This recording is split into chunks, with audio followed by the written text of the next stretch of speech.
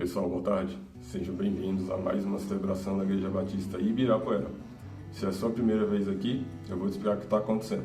Durante o período de isolamento, a gente está realizando todas as nossas celebrações pela internet, assim todo mundo tem acesso. Mas fica tranquilo que depois que tudo voltar ao normal, a gente vai continuar transmitindo pela internet também. Antes de começar a mensagem, eu tenho alguns pedidos para você. Se você não está me vendo pelo celular agora, tire ele perto de você.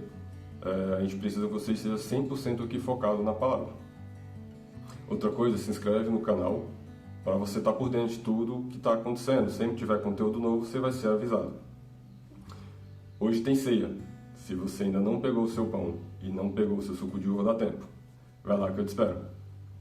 Mas antes vamos orar para começar a ver a mensagem. Senhor, eu agradeço a Ti por a gente estar mais uma vez aqui reunido em Seu nome, mesmo pela internet. Peço a Ti sabedoria para que a mensagem chegue da maneira certa em cada um dos corações que estão aqui nos assistindo. É o nosso pedido, em nome de Jesus. Amém.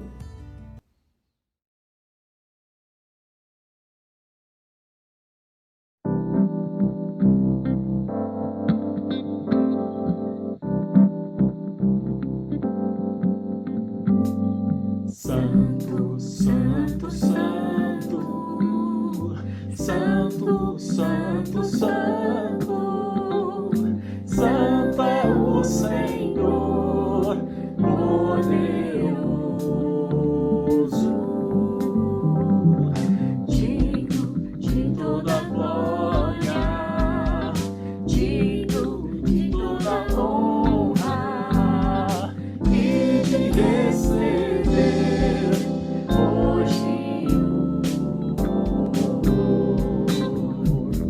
Santo,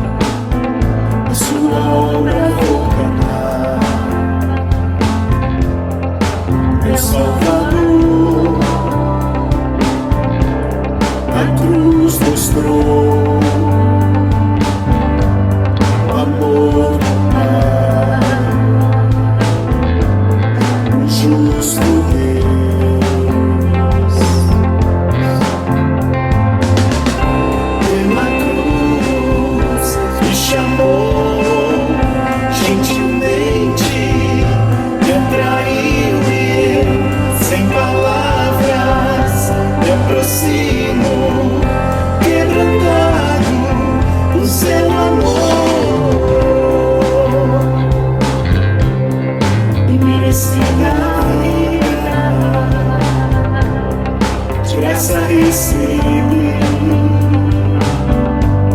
por sua cruz, da morte me livrou, trouxe minha vida. Eu estava condenado, mas agora pela cruz eu fui reconciliado.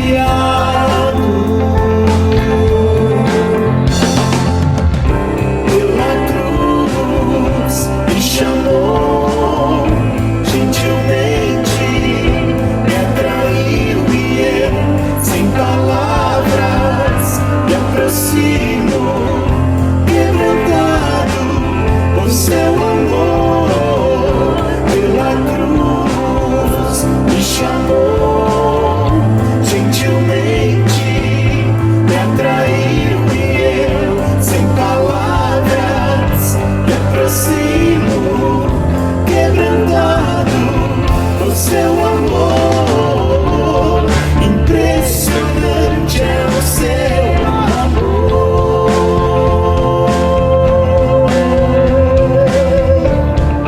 Me redimiu e me mostrou o quanto é fiel. Impressionante é o seu amor.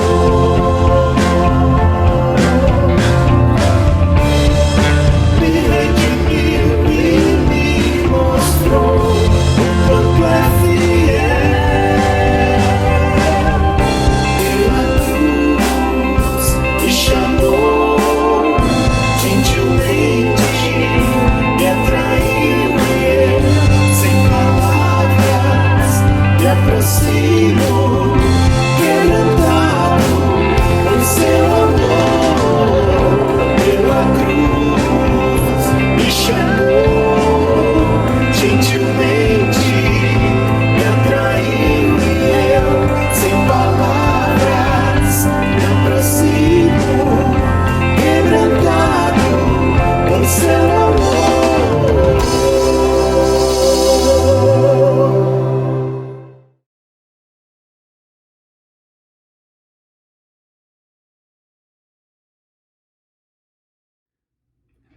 Olá, muito boa tarde a todos. Sejam mais uma vez muito bem-vindos a Ibira, a nossa Igreja Batista Ibirapuera. Hoje a gente começa um novo mês e a gente vai entrar aqui numa nova série de reflexões. Mas não sem antes termos um pequeno aviso aqui. Eu quero convidar, chamar a todos que nos assistem, que participam conosco dessa celebração, a tirarem um tempo essa semana, todos os dias, para que juntos nós possamos orar, refletir, meditar sobre um assunto específico, a retomada das nossas celebrações presenciais. A gente está estudando, pensando, orando, pedindo sabedoria a Deus, para sabermos a data correta, o local correto, a forma adequada para que isso seja efetivo na nossa realidade de Ibira. Então, quero convidá-lo a orar sobre isso essa semana. Separe um tempo e, por favor, para que a gente possa juntos orar sobre isso. E se você tiver aí alguma sugestão, dica, fale comigo que a gente pode conversar sobre esse assunto, tá bom? Bom, então vamos aí começar a nossa nova série de reflexões hoje na Ibiras, falando sobre a dinâmica da nova vida. Essa dinâmica da nova vida vai ser abordada a partir de dois pilares nessas nossas próximas 5 reflexões. Elas serão uma dinâmica da nova vida a partir da nova vida que a gente tem em decorrência dessa pandemia que nos cerca, que está ainda acontecendo na nossa realidade, e também a dinâmica da nova vida a partir da existência de Jesus, da nossa vida, na nossa existência. Então eu quero convidá-los a mergulhar conosco, a entrar de cabeça nessa nova série, nesse novo tempo de reflexões, para entendermos a dinâmica dessa nova vida. Mas não sem antes pedirmos a direção de Deus em oração. Então eu quero convidá-lo aí onde você estiver, para que você abaixe a sua cabeça e feche os seus olhos, para que a gente possa pedir a direção de Deus neste final de tarde. Senhor Deus, nós nos colocamos diante de Ti, pedindo a Tua graça, pedindo a Tua sabedoria, a Tua direção, o conhecimento que vem de Ti, para que possamos entender a vontade do Senhor, para que possamos entender essa dinâmica da nossa vida, para poder entendermos quem nós somos diante de Ti, para que a gente possa revisitar a nossa existência e ajustar aquilo que precisa ajustado, deixar para trás aquilo que não precisamos carregar e trazer aquilo que é novo, agarrarmos-nos naquilo que é bom, que precisamos levar para a nossa nova, para a dinâmica da nossa nova vida. Essa é a nossa oração. Dá-nos da Tua sabedoria, Senhor, no nome precioso de Jesus. Amém. Bom, essa série vai ser baseada no livro de Colossenses. Se você quiser ir folhando para encontrá-lo, pode ir fazendo ou então acessando aí no seu celular, no seu tablet, seja como for. Mas antes disso, eu quero lhes contar um pouquinho de história sobre esse livro. É o seguinte, havia um cara chamado Epáfras. Esse senhor Epáfras, ele tinha conhecido Jesus através aí numa cidade razoavelmente grande, numa cidade com mais, talvez como se fosse hoje uma espécie de Goiânia, uma cidade aí com 1 milhão de habitantes, por aí, mais ou menos. Pois bem, esse Epáfras conhece Jesus ali naquela cidade. Aliás, se de repente aí alguém tiver grávida e tiver necessitando de uma indicação de nome, aí a Bíblia nos fornece alguns, né? Epáfras, tá aí um bom nome a ser alcunhado por alguma criança na nossa Ibira no futuro. Mas enfim, Epáfras, ele sai ali de Goiânia, sai ali de Éfeso, né, a cidade onde ele conheceu a Jesus, e ele vai seguir a vida numa outra cidade, uma outra cidade chamada Colossenses. Colossos, desculpe-me. Colossos era uma cidade menor ali, e Epáfras vai para essa cidade do interior, uma espécie, se for pensando em Goiânia, uma espécie de Senador Canedo, uma cidade ali no entorno de Goiânia. Pois bem, ele vai vivendo a sua vida ali, e é interessante que ele era um cara que levava Deus a sério, tinha o fogo ardendo pelo Evangelho. Ele começa ali uma igreja, ali na cidade de Colossos. A Bíblia também nos conta que Epáfras começou uma outra igreja também na cidade de Laodiceia, ali pertinho, e o negócio foi caminhando, a igreja ali foi crescendo, a igreja ali daquela cidade prosperou. Eles eram conhecidos pela fé, pela esperança, pelo amor que eles tinham para com os outros, mas o cenário não estava totalmente alinhado, não. Alguns problemas começaram a pintar naquela cidade, naquela igreja. Entre eles, vale destacar aqui 3. Uma espécie de um tal de gnosticismo, que era uma realidade de que as pessoas negavam a existência de Jesus em carne. E o que isso pode trazer para a gente aqui de maneira prática? Essa negação é uma espécie de, eu até acredito em Jesus, mas aquilo que ele fez efetivamente na cruz para mim não faz tanto sentido. Aliás, faz sentido, mas eu deixo a vida me levar, a vida leva eu. Talvez você não se enquadre nisso, você realmente leve Jesus a sério. Mas a questão aqui é pensando numa ideia, vamos pensar aqui no futuro. A gente sabe que aqueles que conhecem a Jesus, aqueles que reconhecem o que Jesus fez pela sua vida, sabem que vão ter uma vida eterna. Mas às vezes nós nos esquecemos que a vida eterna já começou no momento que Jesus entrou na nossa vida, Jesus entrou na nossa história. Quando Jesus entra na nossa história, uma novidade, uma transformação da nossa vida precisa e deve acontecer.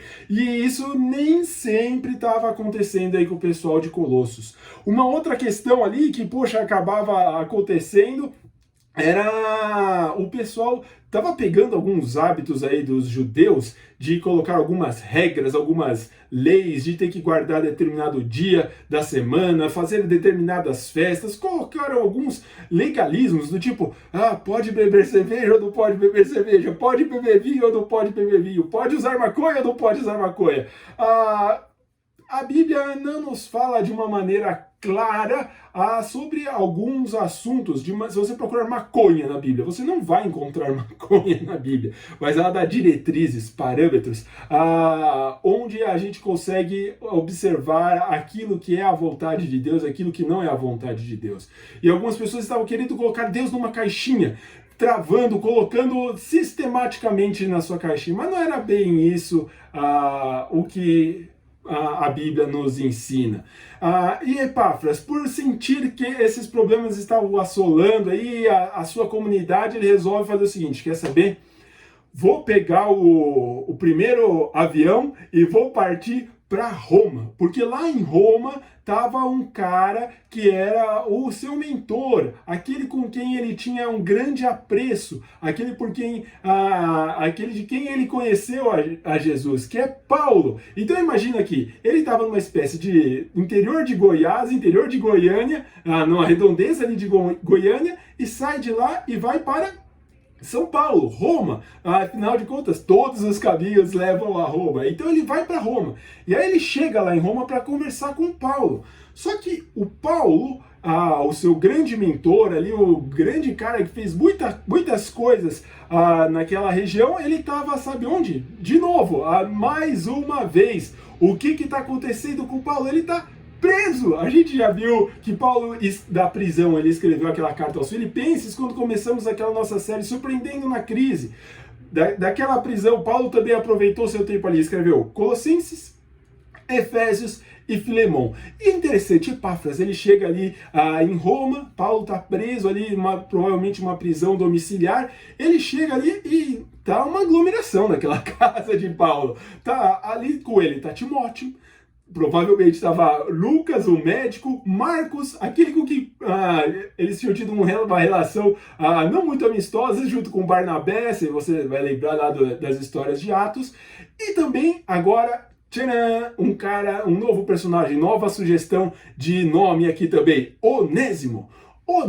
E quando Epáfras chega ali para conversar com Paulo, ele vê Onésimo, ele fica assustado, sabe por quê? Onésimo era um escravo de um senhor chamado Filemão, ali na cidade de Colossos. E o Onésimo, ele pegou e se mandou.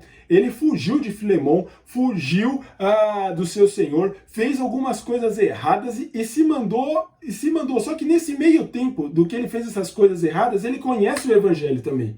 E ao conhecer o Evangelho, ele vai buscar talvez aí o grande proponente do mesmo, que é Paulo. Por isso que quando Epáfras chega lá, ele encontra o próprio Onésimo. Tava uma aglomeração significativa. Não sei se eles estavam usando máscaras ou não ali para conversar com Paulo. Mas enfim.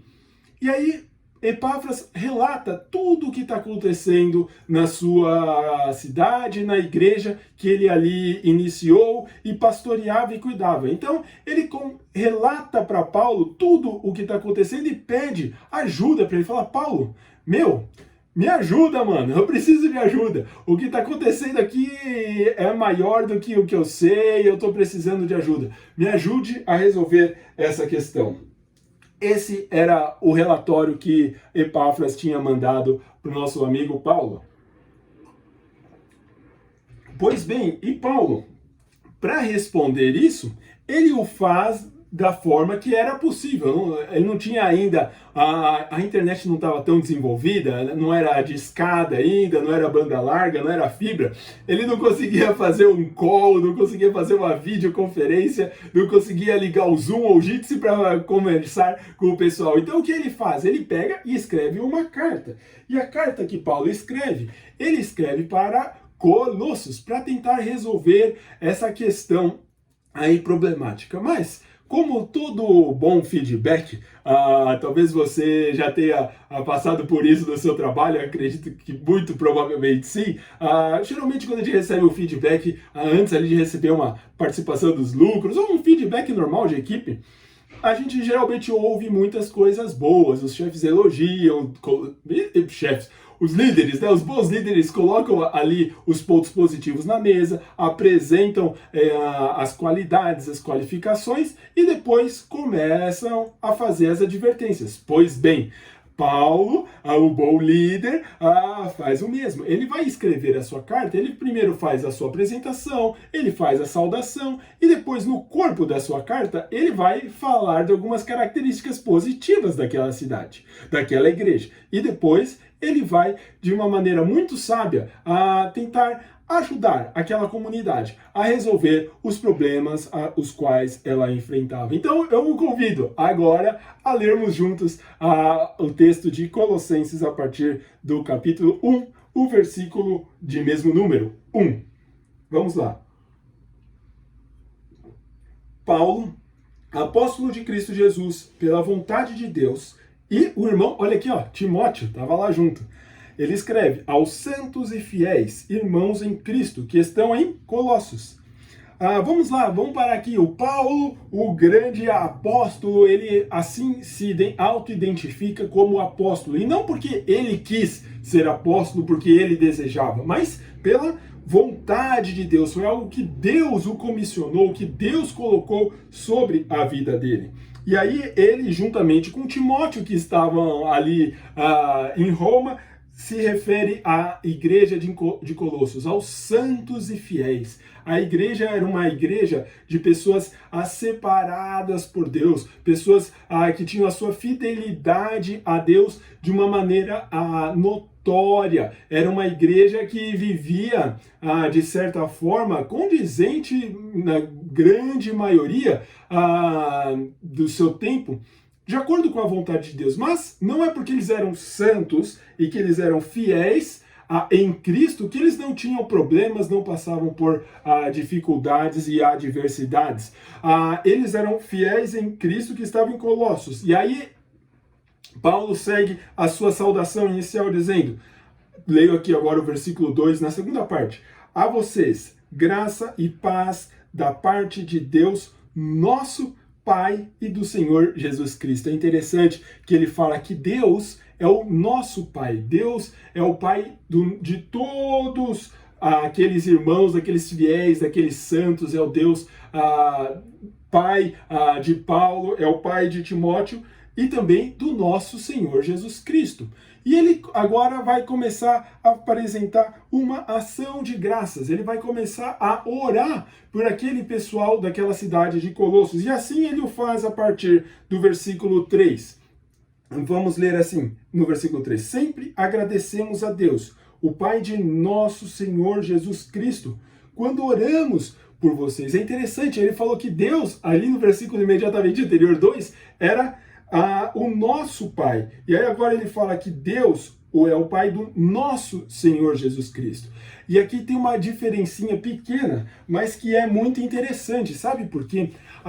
Quando ele se refere a Deus nosso Pai, ele fala que Deus realmente é o Pai de todos nós. Agora, quando ele fala que Deus é o Pai do nosso Senhor Jesus Cristo, quando ele diz que ele é Pai de Jesus Cristo, ele diz da mesma forma que eu, Betinho, sou o pai da Lívia e sou o pai da Sara. Eu as gerei. Elas têm a mesma essência, elas têm a mesma natureza, elas têm não vou dizer as mesmas características, porque elas têm bastante cabelo, mas elas têm aquilo que mais intrínseco tem em mim, elas têm também. Agora, Cristo, ele tem também a mesma natureza, a mesma característica, a mesma essência de Deus Pai, de uma forma que só ele pode chamar Deus Pai dessa forma. Ele é gerado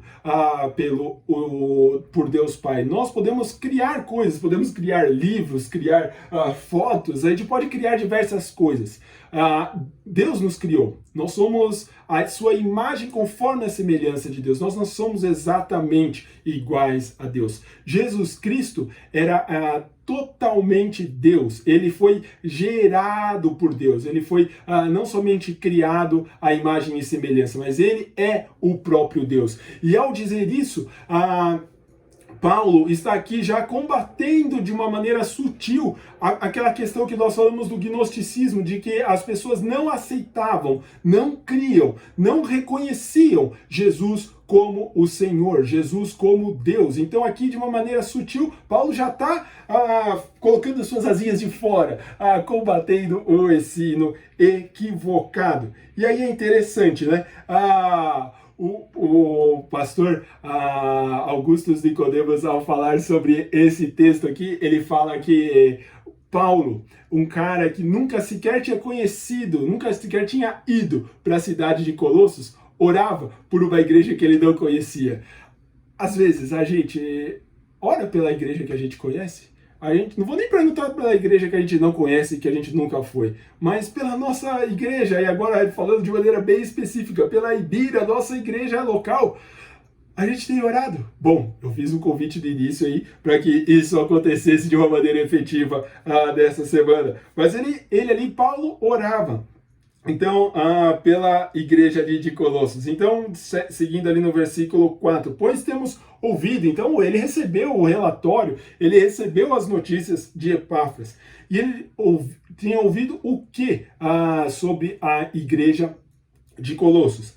Da fé que vocês têm em Cristo Jesus e do amor que tem por todos os santos, por causa da esperança que lhes está reservada nos céus, a respeito da qual vocês ouviram por meio da palavra da verdade, o Evangelho. Então a grande tríade aqui da fé cristã, da religião cristã, a fé, o amor e a esperança, são listados como características presentes na igreja ali de Colossos. A fé no Senhor Jesus Cristo, o amor entre todos os santos, entre os irmãos, entre a comunidade, entre a galera, o pessoal se amava, se cuidava, participava de um pequeno grupo, estava presente aí nos tempos de oração, então a galera estava junto. E eles estavam aí junto por quê? Por causa, no versículo 5, da esperança que lhes estava reservada. Eles sabiam e aqui a palavrinha esperança não é uma ideia de uma expectativa, será que vai acontecer ou não? Não,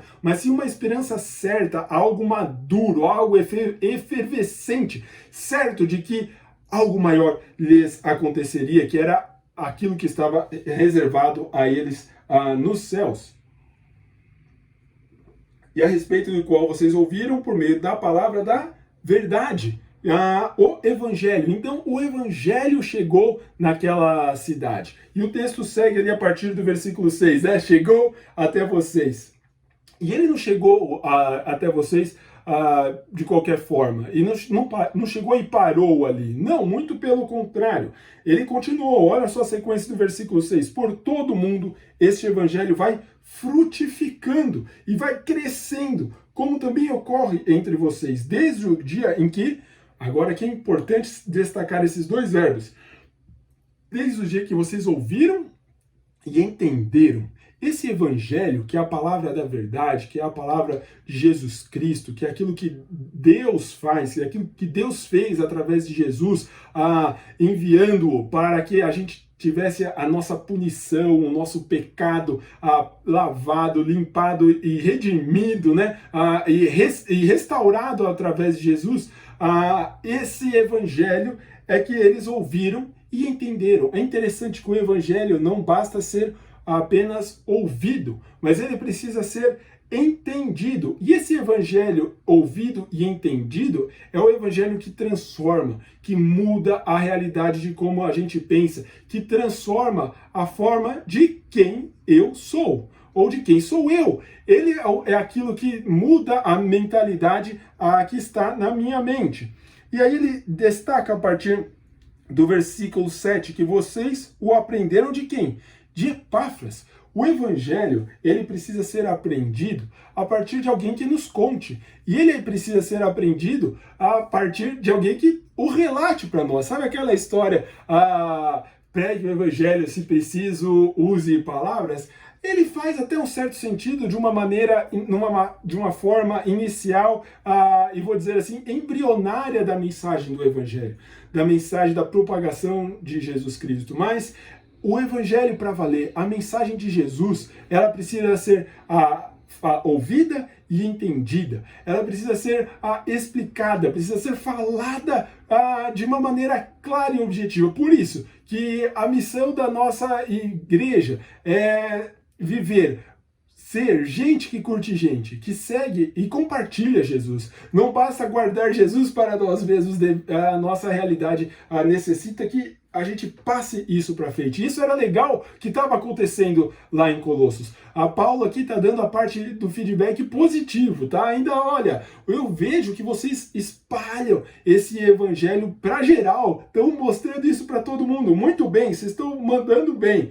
E aí ele segue falando no versículo 7 sobre Epáfras, nosso amado cooperador, fiel ministro de Cristo para conosco, que também nos falou do amor que vocês têm no Espírito. É interessante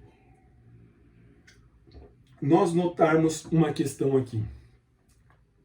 Para a gente ouvir o Evangelho de Jesus, a gente precisa ficar em silêncio. A gente precisa ficar quieto para conseguir ouvir. Quando a gente lê um trechinho inicial ali de Lucas 15, observe só comigo. Mateus, Marcos, Lucas, diz assim, versículo 1 de Lucas 15. Todos os publicanos e pecadores estavam se reunindo para ouvi-lo. Ouvi-lo quem? Ouvir Jesus. Então os publicanos e pecadores queriam ouvi-lo. Mas, versículo 2, os fariseus e os mestres da lei o criticavam. Os mestres da lei e os fariseus não queriam nem saber de Jesus. Eles estavam prontos a criticá-lo, a falar mal de Jesus. Agora, os pecadores e como o texto fala aqui, os publicanos, Mateus era um publicano, estavam dispostos a ouvi-lo. Estavam esperando a voz de Jesus falar para que eles pudessem ouvi-la. Eles estavam sensíveis a isso. E a pergunta que eu lhe faço nesse momento não pode ser outra. Qual foi a última vez que você esteve sensível a ouvir a voz de Deus? Você esteve disposto a ouvir o que Deus tinha para você? Quando você ficou em silêncio e buscou a presença de Deus na sua vida para que você conseguisse entender qual era a vontade dele. E pegando esse gancho da vontade dele, olha só como segue o texto. Versículo 9. Por essa razão. Essa razão qual? De que ele recebeu um relatório aí, né, do pessoal, sobre o pessoal ali. Olha o que Paulo faz diante dessa situação boa que o pessoal de Colossos se encontra. Por essa razão, versículo 9 de Colossenses eu leio agora. Desde o dia em que ouvimos, não deixamos de orar por vocês e de pedir que sejam cheios do pleno conhecimento de Deus. Não, mas sim cheios do pleno conhecimento da vontade de Deus. Aí parece que ele usa outros dois sinônimos na frente, né? Com toda a sabedoria e entendimento espiritual. Paulo, ao receber o relato do pessoal ali de Colossos, ele observa que tinham características boas e tinham algumas coisas que eles precisavam melhorar. Diante dessas necessidades de melhora, ele não os condena, não aponta o dedo, não fala, vocês estão errados, não, mas ele ora para que eles fossem cheios da plena vontade de Deus. E agora o pastor Jonas Madureira, nosso pastor que também foi da nossa igreja mãe IBNU, falando sobre esse texto, ele dizia que haviam aí 3 grandes demandas na nossa vida. Primeiro, uma demanda de nós vivermos viver em função da vontade dos outros. Uma outra demanda de nós vivermos em função da nossa própria vontade. E um terceiro nível aqui, talvez vivermos em função da vontade de Deus. Em qual dessas 3 demandas você tem se encaixado na maior parte do tempo?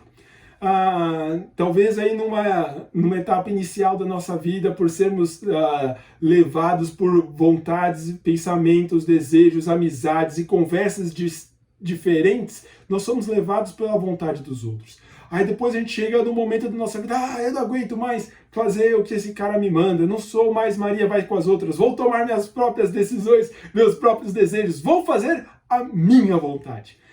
Mas o grande chamado de Paulo, o grande alerta que a Bíblia nos traz, que eu senti, que eu ouvi agora quando estudava esse texto, que a gente viva cheio, pleno do conhecimento, não somente de Deus, mas sim do conhecimento da vontade de Deus. E aí a pergunta que nós podemos fazer nesse instante é, cara, qual emprego Deus tem colocado na sua mão? Qual empresa, às vezes, Deus tem colocado em sua mão? Quais dividendos, quais lucros Deus tem colocado na sua mão? Quais dons, quais talentos, quais aptidões Deus tem colocado em sua mão? Quais filhos, quais pais, qual esposa? Cara, o que você tem feito? Como você tem conseguido observar a vontade de Deus na sua vida? Isso tem sido uma preocupação. A gente tem tomado as nossas atitudes, decisões, sejam elas das menores ou as maiores, mais significativas, a partir de uma mentalidade pensando, caramba, qual será a vontade de Deus para a minha vida? Ou eu simplesmente tomo todas as minhas atitudes baseado no meu egocentrismo, na minha sabedoria, no meu desejo, no meu coração, nas minhas habilidades. É impressionante a gente ver como a Bíblia ela é viva até hoje. Essa semana eu estava seguindo o canal de investimentos, o Primo Rico, e o cara começou uma série sobre o rei Salomão e finanças, buscando sabedoria na Bíblia, uns escritos talvez mais de 3.000 anos atrás. Não sei se ele é cristão ou não, mas o cara está buscando a sabedoria na fonte da vida, na fonte da existência, no lugar mais precioso onde a gente pode buscar sabedoria, onde a gente pode buscar conhecimento, onde a gente pode buscar a real vontade para a nossa vida, o melhor para a nossa vida, na Bíblia. E você? E eu? Como a gente tem buscado viver de acordo com a vontade de Deus? Cara, isso é para a gente pensar. Então esse era um primeiro alerta que Paulo faz. E aí, para que viver cheios a partir do conhecendo a vontade de Deus na nossa vida? Ele explica a partir do versículo 10 isso. Da seguinte forma, e isso para que vocês vivam de maneira digna do Senhor e em tudo possam agradá-lo, frutificando. Novamente aqui a figura, a metáfora da árvore que dá fruto, que gera a vida, que cresce, que dá o crescimento, que faz o negócio aumentar de tamanho. O que é como foi o evangelho? Começou com um cara, Jesus, depois 12 discípulos, 70, 120, estamos aqui até hoje, 2.000 anos depois, o evangelho frutificou, cresceu, prosperou, aumentou. E aí ele fala em toda boa obra, crescendo no conhecimento de Deus. E isso não baseado na sua força, na sua vontade, na sua intuição, na sua capacidade, na sua inteligência. Mas o versículo 11, sendo fortalecido com todo o poder, de acordo com a força da sua glória, para que tenham no versículo 11, né, ser fortalecido com o poder de acordo com a força da sua glória. É só Deus quem pode fazer essa obra, é só Ele, porque somente com Ele a gente pode ter, para que a gente tenha toda a perseverança e a paciência com alegria. É só através de Deus que a gente consegue entender a sua vontade e ter perseverança, paciência e alegria. Talvez quando a gente encontra a vontade de Deus na nossa vida, como o Vitinho falou outro dia atrás aí, a gente vai entender não o porquê, muitas vezes, do sofrimento, da angústia e da dor que estamos passando, mas sim o para que isso está acontecendo na nossa vida.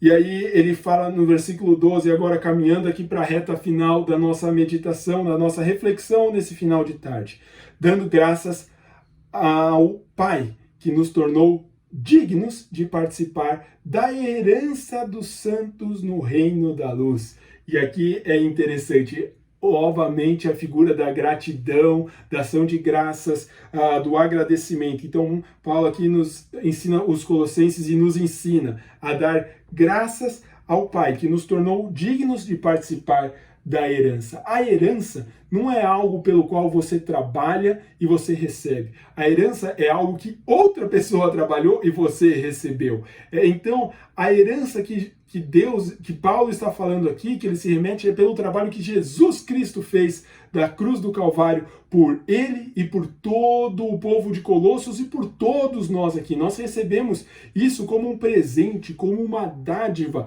como algo que é a herança, algo não por nossa vontade, por nossa força, por nossa sabedoria e conhecimento, mas sim porque Deus tomou a iniciativa primeiro e nos deu isso de uma maneira gratuita. Deus é que nos deu a herança dos santos, de viver na igreja, no reino, agora interessante aqui, da luz, onde a luz brilha, o pecado é ofuscado. E aí ele fala, pois ele quem? O Deus Pai nos resgatou do domínio das trevas, nos tirou do domínio das trevas e nos transportou para o reino do seu Filho amado, para o reino da sua maravilhosa luz. Então, Deus nos resgatou. Nós que, como o Salmo 40 diz, estávamos imersos, submersos, afundados nas nossas transgressões, um lamaçal de lama, Davi fala ali. Deus nos tira daquilo, Deus nos tira daquela profundeza do lamaçal, Deus nos resgata daquilo ali. Isso ele nos resgatou, ele nos tirou lá no passado disso. E tirou lá do passado. E essa figura aqui do retirar, lembra aqui do frutificar que lemos há pouco, é o retirar com a sua raiz, é o retirar na sua essência, é o retirar inteiro e transportar para um novo lugar. É tirar você do seu ego, da sua independência, da sua autonomia, você que está na sua órbita, o seu trabalho, a sua família, o seu lazer, o seu Netflix, a sua casa, a sua comida, essa órbita toda aparentemente em ordem ao seu lado. Deus, blum, mexe com tudo, dá uma reviravolta nessa história toda, dá uma renovada e tira isso do lugar. Tira tudo isso da sua estabilidade, porque isso aconteceu porque você era o Senhor, você era autônomo, você era o Deus de você mesmo, você era aquele que dava as cartadas finais, era aquele que fazia e acontecia, de acordo com a sua própria boa e perfeita vontade. Mas Deus não é assim que funciona a partir da realidade de Deus. Por isso que a pergunta que a gente quer responder hoje, quem sou eu?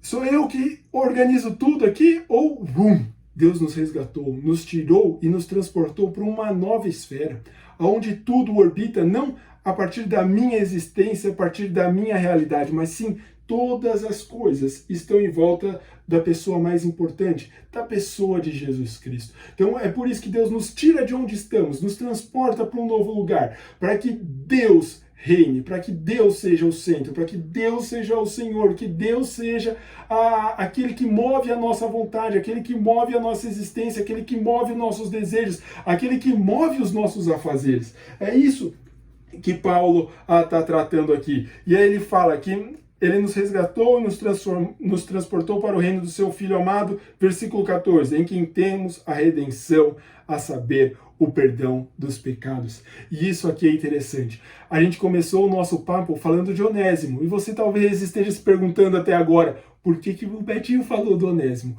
Onésimo era um escravo. Ele vivia ali em Colossos. Ele era um escravo, o seu senhor chamava-se Filemão. E ele fugiu de Filemão. Fugiu, aprontou um bocado, mas no meio do caminho, ele entendeu quem era Jesus. Ele entendeu o que Jesus fez por ele. Ele entendeu quem Jesus era na realidade da sua vida. E ele vai se encontrar com Paulo lá em Roma.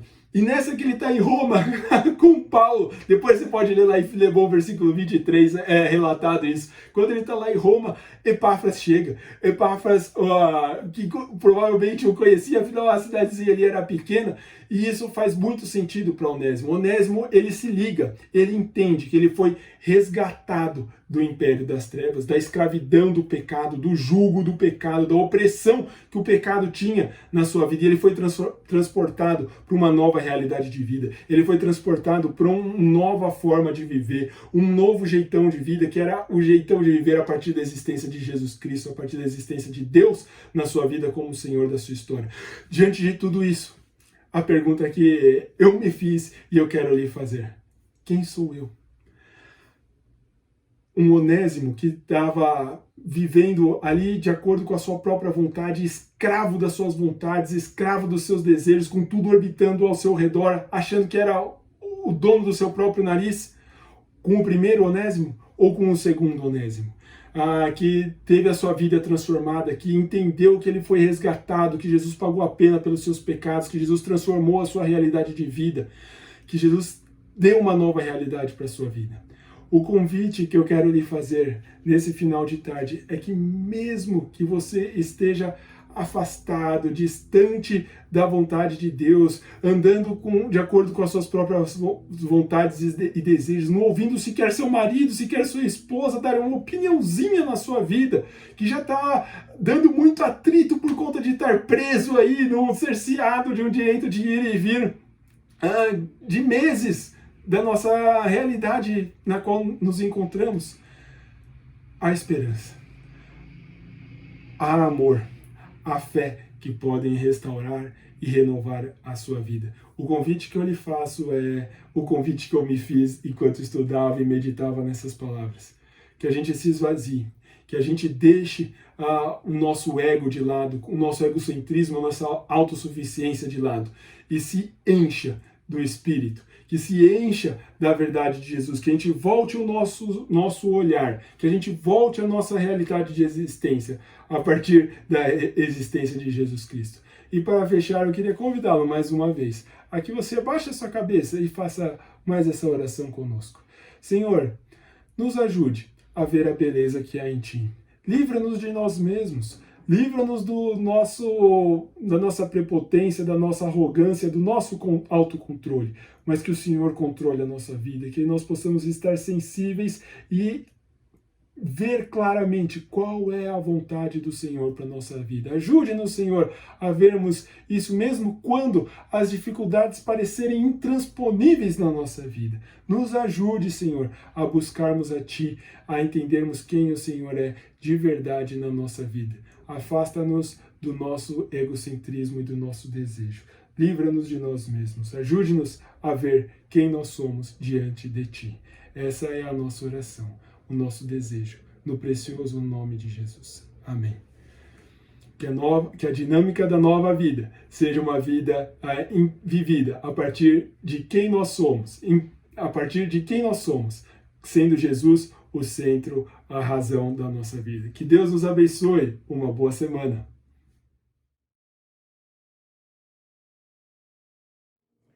Olá, pessoal. Bom estarmos aqui de novo, mais uma vez, para celebrarmos a ceia do Senhor, conforme o mandamento de Jesus. Estamos então aqui reunidos, cada um na sua casa, mas com a presença de Jesus, para celebrarmos então, como faremos mensalmente durante o período da pandemia, a celebração da ceia do Senhor. Mais uma vez queremos lembrar não só o que Jesus fez na cruz por nós, a sua morte e a sua ressurreição, mas também queremos estar celebrando o que Ele continua fazendo por nós. Ele é o nosso sumo sacerdote. Nós sabemos que no Velho Testamento os sacerdotes faziam diariamente sacrifícios para perdão dos pecados deles e do povo, e isso era feito cotidianamente, sempre. Morria um sacerdote, outro assumia o seu posto e continuavam a fazer os mesmos sacrifícios para perdão dos pecados. Porém, Jesus, Deus o tornou o nosso sumo sacerdote. Eu gostaria de compartilhar com vocês um texto da Epístola de Hebreus, no capítulo 7, alguns versículos. O versículo 21, que diz que esse Jesus, mas ele se tornou sacerdote com juramento, quando Deus lhe disse: o Senhor jurou e não se arrependerá, tu és sacerdote para sempre. E continuando no versículo 27, diz o seguinte: ao contrário dos outros sumos sacerdotes, ele não tem necessidade de oferecer sacrifícios dia após dia, primeiro por seus próprios pecados e depois pelos pecados do povo.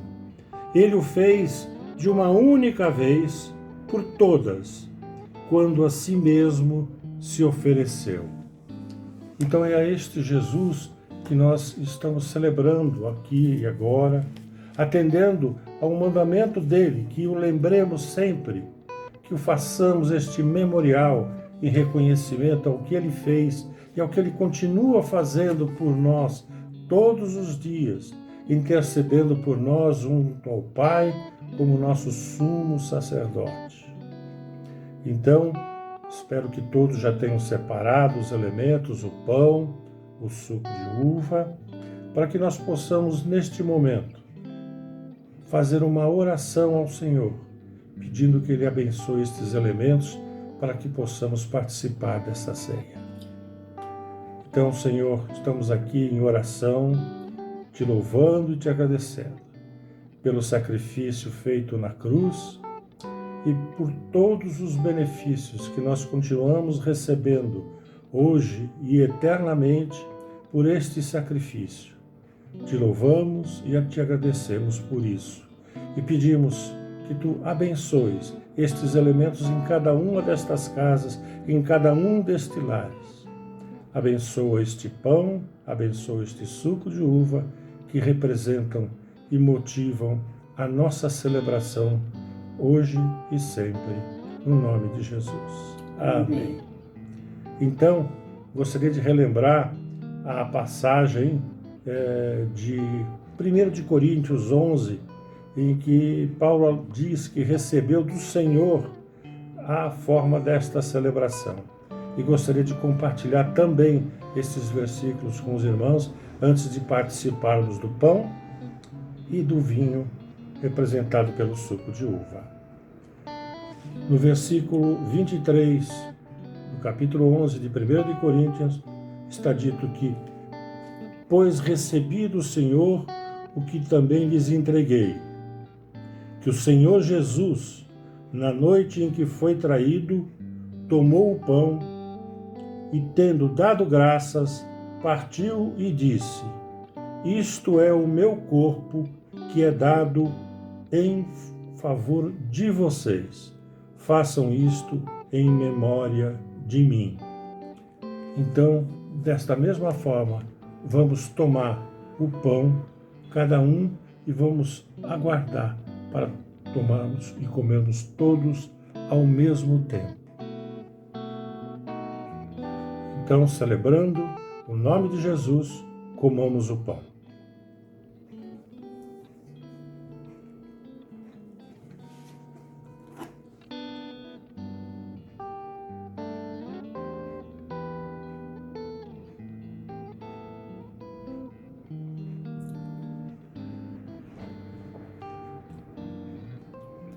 E continuando, da mesma forma, depois da ceia, tomou o cálice e disse: este cálice é a nova aliança no meu sangue.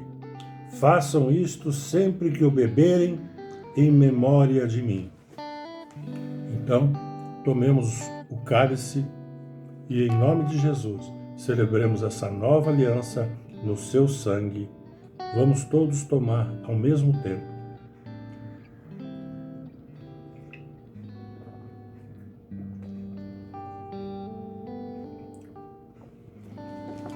Senhor, queremos te agradecer por este momento, por podermos participar, Senhor, desta mesa, celebrando a tua morte, a tua ressurreição e o teu sacerdócio, Senhor, que continuas nos abençoando a cada dia, sabendo que, continuando na leitura do texto de Coríntios, porque tu dissestes que sempre que comermos deste pão e bebermos deste cálice, nós anunciamos a tua morte, Senhor, até que tu venhas. Essa, Senhor, é mais uma celebração que nós fazemos com o coração alegre, reconhecido e te louvando sempre, Senhor. Essa é a nossa oração. Amém.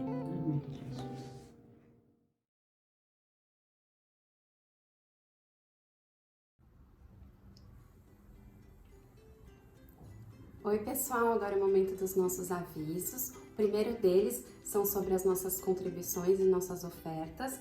Os dados bancários estão aqui do lado, a conta da Ibira já foi aberta, esses são os dados. Você pode fazer o seu depósito, transferência nessa conta. Depois disso, se possível, a gente agradeceria se você pudesse mandar o comprovante no e-mail aqui do lado, ajuda muito o pessoal a se organizar. O segundo aviso é com relação aos PGs online, eles estão acontecendo normalmente, quinzenalmente, sendo que quinta-feira é o da Jardim Prudência e sexta-feira Vila Olímpia e Brooklyn. Participe porque é muito legal.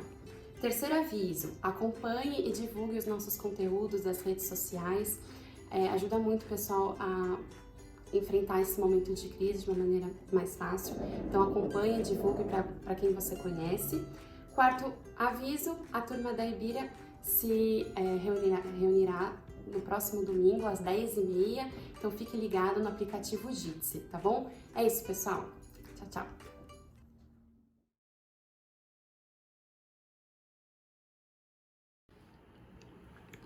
Bom, galera, continuando agora, a gente tem o nosso momento de oração, que você já está bem habituado. A gente reserva um tempinho para orar pelos necessitados, pelo nosso país, por essa pandemia e por vocês que estão nos assistindo. Então, eu peço que você agora coloque seus pensamentos, o seu coração, se puder, feche seu olho também, abaixe a sua cabeça e vamos orar comigo. Senhor nosso Deus e Pai, nós agradecemos, Deus, pela mensagem. Pai, o nosso pedido é que ela seja aplicada no nosso coração e não só no intelecto, para que isso gere frutos e nós consigamos ser pessoas que demonstram o Teu reino, que têm amor para com o próximo, principalmente nesse momento difícil, Deus. Eu peço especificamente por essa pandemia, que ela acabe o quanto antes, Pai, levando menos gente, Pai, esse é o nosso pedido, Pai, que a vacina saia logo, que ela seja de fato efetiva, Deus. Então, nós clamamos a Ti, Pai, porque nós sabemos que o Senhor tem todas as respostas, Pai. E acima de tudo também, trabalhe o nosso coração nesse momento, Pai. Peço também pelos nossos governantes, pelo nosso governo, que também enfrenta uma situação bem difícil, Deus, dê sabedoria a eles, Pai, para que eles governem não por interesses próprios, mas sim pelo povo, Deus, e que faça mais justiça, Pai, social principalmente, para ajudar o pobre, necessitado, Deus, como nós vemos na Tua Escritura, Pai.